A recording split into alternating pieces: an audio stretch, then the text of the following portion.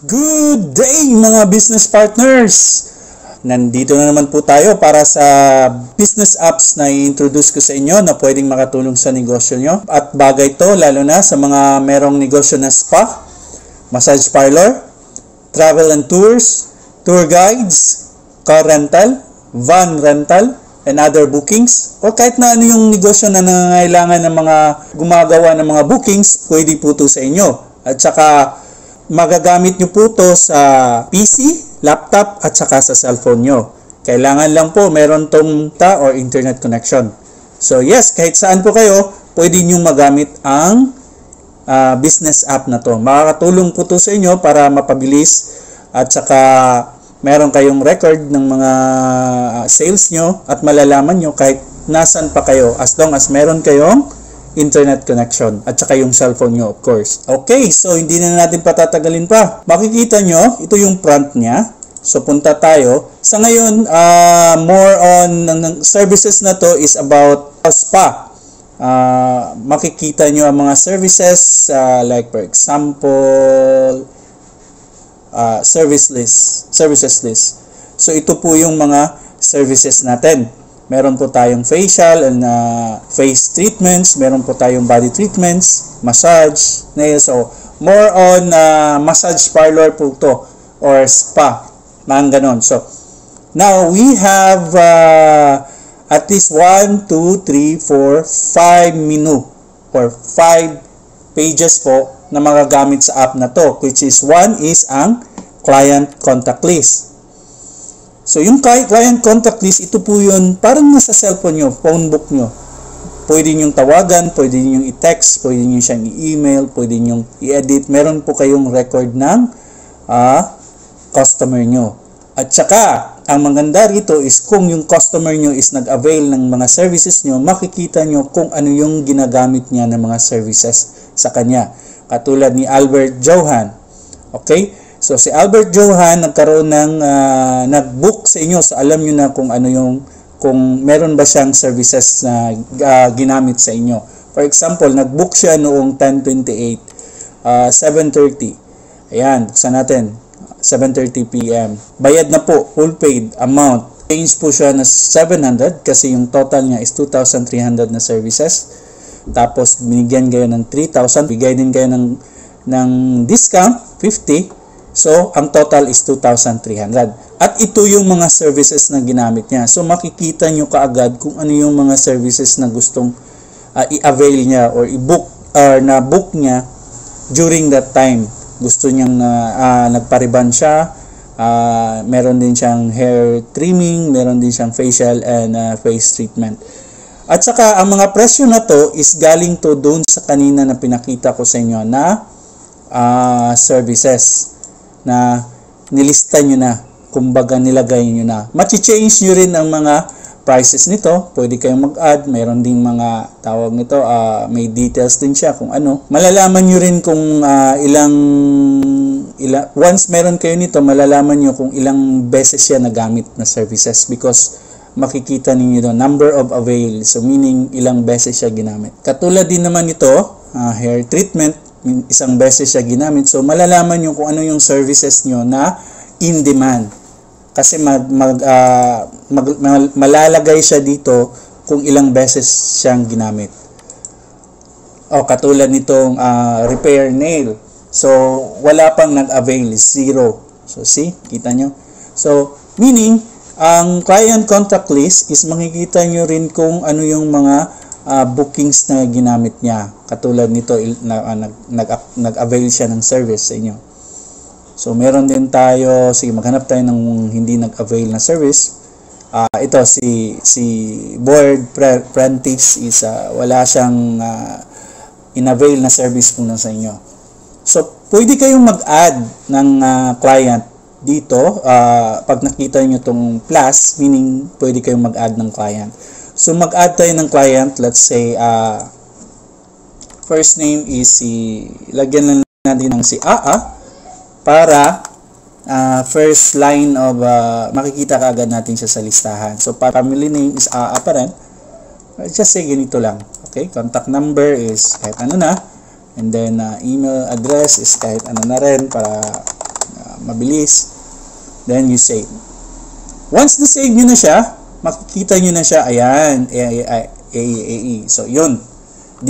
This page is client contact list, is dito nyo isi-save yung mga client niyo. We have also expenses, bonus to. So, everyday, daily operation nyo, pwede nyo ilagay yung mga expenses tulad ng mga pagkain, kung ano pa man. The same din po, pag nakita nyo tong plus, ito, pwede kayong mag-add kung ano yung klaseng expenses ginawa nyo. Like for example, ngayong araw na to, let's just say snacks. Okay? Tapos, magkano ba? 150 yung snack natin. Okay? So, save. Ayan, nakalagay na 150 snack 24. Okay? So, yun, na-add na natin yung expenses natin. So, meron din tayong, jump muna tayo sa service book. So, ito yung in one day, dito nyo makikita yung mga services na na-book or ginamit. Okay? So, like for example, ito siya, ito yung bid number. Ito siya is bid number to, itong nakikita nyo na green. Meaning, parang number ng resibo. So, yun ang indication na nasa isang resibo siya.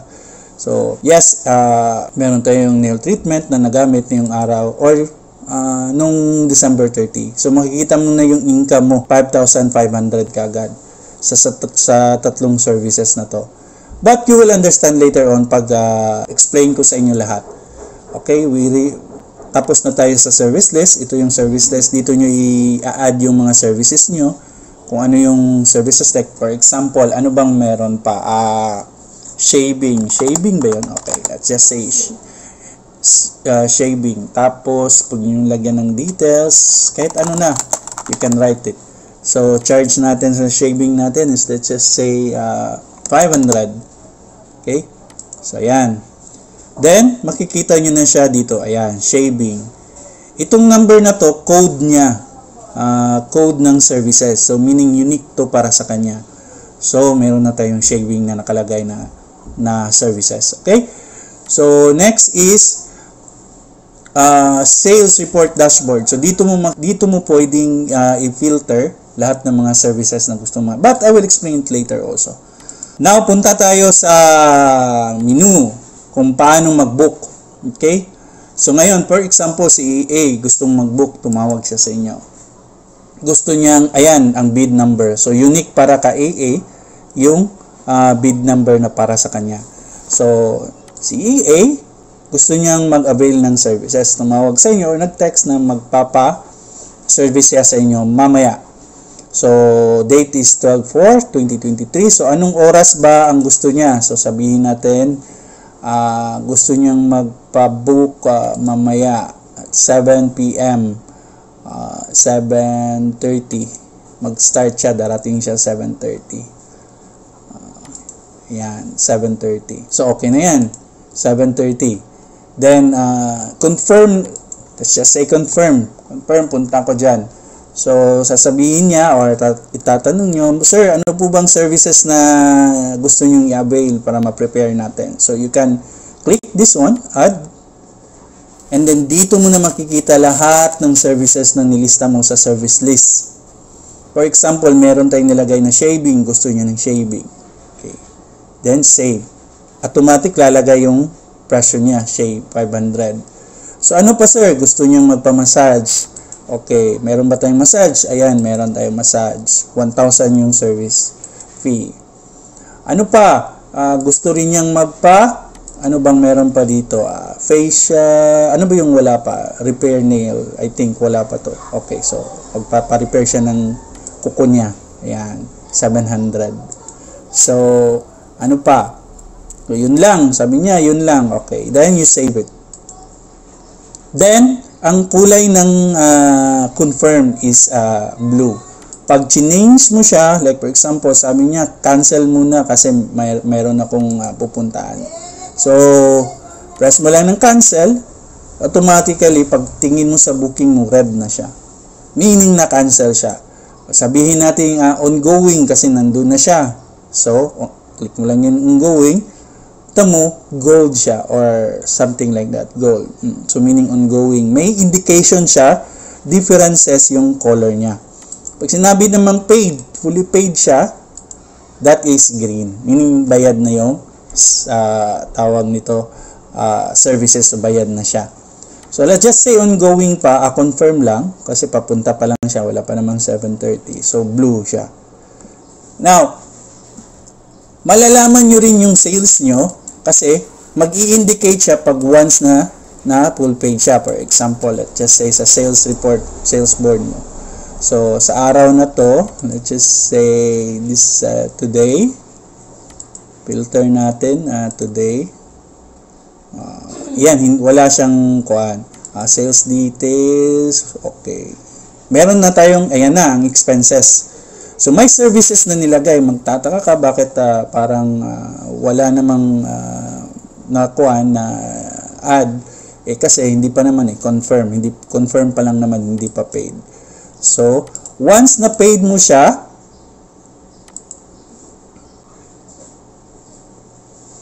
let's just say clear muna natin to. Clear muna natin to.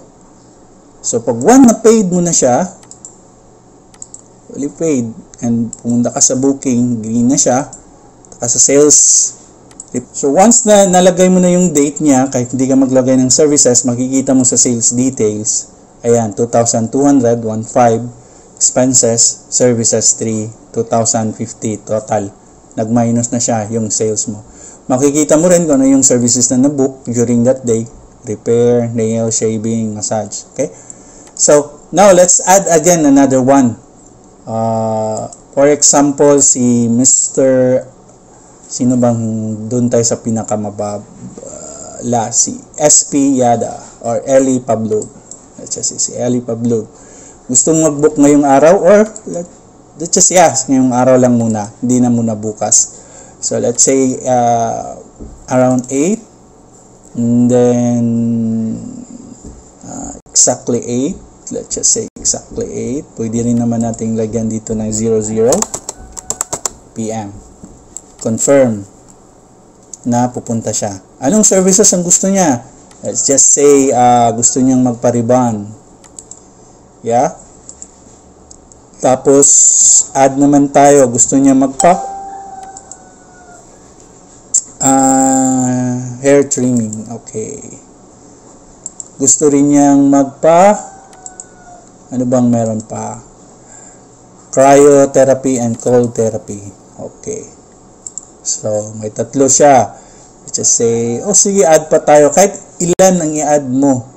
As long as ilan yung nail treatments rin. So, services na meron ka. Mag-a-add siya at magto-total siya automatic. If you can see here, sa total niya, yan. Then, save mo na lang siya. Ayan na.